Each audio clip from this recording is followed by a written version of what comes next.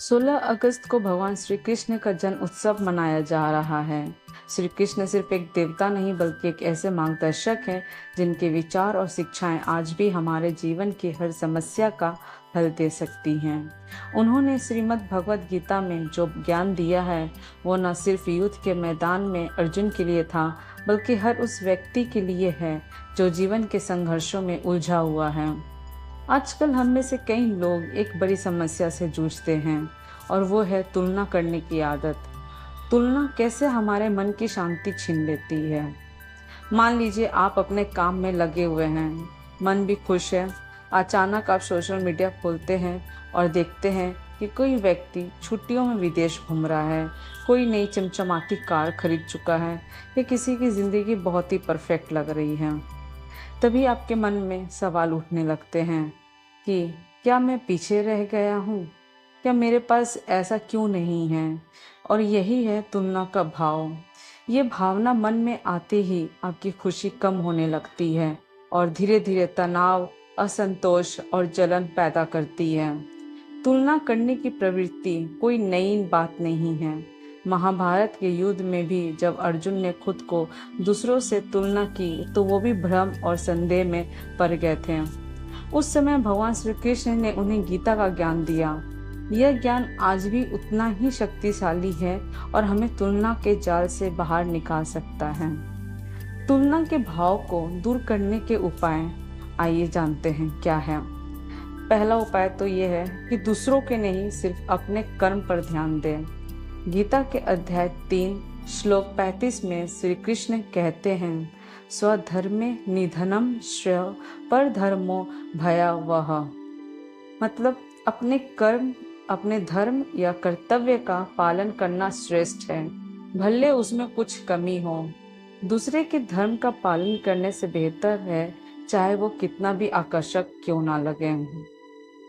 इसका मतलब है कि हर व्यक्ति का अपना अलग स्वभाव, उद्देश्य और जीवन की राह होती है। जब हम किसी और की नकल करते हैं तो भले ही हमें थोड़ी सफलता मिल जाए, लेकिन मन में एक खालीपन रह जाता है।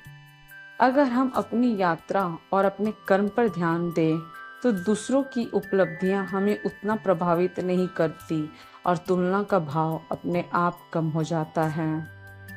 दूसरा उपाय है परिणाम से अधिक प्रयास को महत्व दें। गीता के अध्याय 2 श्लोक 47 में कहा गया है, कर्मण्यवाधिकारस्ते मां फलेषु कदाचन। मतलब तुम्हारा अधिकार केवल कर्म करने में है, फल पर नहीं। तुलना अक्सर परिणामों के आधार पर होती है। किसे प्रमोशन मिला, किसके पास ज़्यादा पैसा है, किसको ज़्यादा पहचान मिली, लेकिन परिणाम कई बाहरी कारकों पर निर्भर करते हैं। समय, परिस्थितियां, किस्मत, लोगों के सहयोग आदि जैसे। अगर आपने पूरी ईमानदारी से अपना सर्वश्रेष्ठ प्रयास किया है और उससे कुछ नया सीखा है तो आप पहले ही सफल हैं। इसलिए हमें सिर्फ अपने काम और कर्म पर ध्यान देना चाहिए, फल की चिंता नहीं करनी चाहिए। यही सोच तुलना को खत्म करती है। तीसरा उपाय है जो हमें गीता बताती है कि अपने स्वभाव को पहचानें और स्वीकार करें। गीता में बताया गया है कि हर व्यक्ति के भीतर 3 गुण होते हैं। पहला सत्व, मतलब कि शुद्धता और संतुलन। दूसरा रजस, मतलब क्रियाशीलता और इच्छाएं। और तीसरा तमस, माने जड़ता और आलस्य। हर व्यक्ति में इन गुणों का अनुपात अलग अलग होता है। इसलिए अगर आप किसी ऐसे व्यक्ति से तुलना करते हैं जिसका स्वभाव आपसे बिल्कुल अलग है तो वो तुलना कभी सही नहीं होगी। जब हम अपने गुणों को पहचान कर उन्हें स्वीकार कर लेते हैं तो हम अपनी प्रगति को वास्तविक आधार पर नापते हैं, ना कि कल्पना या दिखावे के आधार पर। इस तरह तुलना का भाव घटने लगता है। चौथा है अपने मन को नियंत्रित करें। गीता कहती है मनुष्य का मन ही उसका मित्र भी है और शत्रु भी। तुलना एक अस्थिर भावना है जो मन के असंतुलन से आती है। अगर मन को स्थिर और मजबूत बनाया जाए तो यह भाव कम हो सकता है। इसके लिए आपको क्या ज़रूरी है करना, आइए बताते हैं। इसके लिए ज़रूरी है ध्यान। आत्मनिरीक्षण यानी सेल्फ रिफ्लेक्शन और सतर्क विचार मतलब माइंडफुलनेस का अभ्यास जरूरी है। जब आत्मसम्मान भीतर से आता है तो दूसरों की सफलता हमें विचलित नहीं करती और हम तुलना करने से बच जाते हैं। पांचवा उपाय है सब में समानता देखना सीखें। गीता में कहा गया है कि ज्ञानी व्यक्ति सभी को समान दृष्टि से देखता है, चाहे वो अमीर हो या गरीब, पढ़ा लिखा हो या फिर अनपढ़। जब हम सब में एक ही परमात्मा को देखना शुरू करते हैं तो अच्छा बुरा, ज़्यादा कम, ऊंच नीच जैसी तुलनाएं खत्म होने लगती है। हम दूसरों का सम्मान करना सीखते हैं बिना खुद को कमज़ोर महसूस किए। छठा है जो चीज़ें स्थायी हैं उन्हें थामे रखें। श्री कृष्ण भगवान बार बार कहते हैं सुख दुख लाभ हानि जीत हार सब अस्थायी है। अगर आपका आत्म मूल्य सिर्फ रूप, पैसा या सामाजिक स्थिति पर आधारित है तो ये चीज़ें बदलती ही आप असुरक्षित महसूस करेंगे। लेकिन चरित्र, साहस, करुणा और ज्ञान ऐसी संपत्तियां हैं जो समय के साथ बढ़ती है और आपको भीतर से मजबूत बनाती है। इन्हें अपने जीवन में बनाए रखना सबसे ज़्यादा ज़रूरी है। सातवां है तुलना करें लेकिन सिर्फ स्वयं से।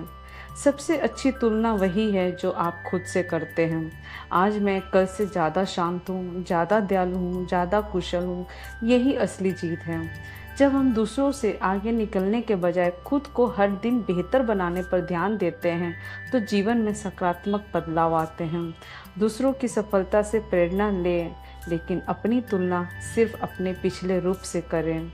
यही सोच आत्मविश्वास, शांति और संतुलन की ओर ले जाती है। अंत में बस यही कहना चाहेंगे कि तुलना से मिलने वाला सुख बहुत छोटा और अस्थायी होता है, लेकिन उससे मिलने वाला तनाव बड़ा और लंबा होता है। श्री कृष्ण भगवान जी की गीता हमें सिखाती है कि अपनी राह पर चलना, अपने कर्म में पूरी निष्ठा रखना, अपने स्वभाव को स्वीकारना और स्थायी मूल्यों को थामे रखना ही असली शांति देता है। जब तुलना केवल अपने आप से हो तभी जीवन में सच्ची प्रगति और संतुलन आता है।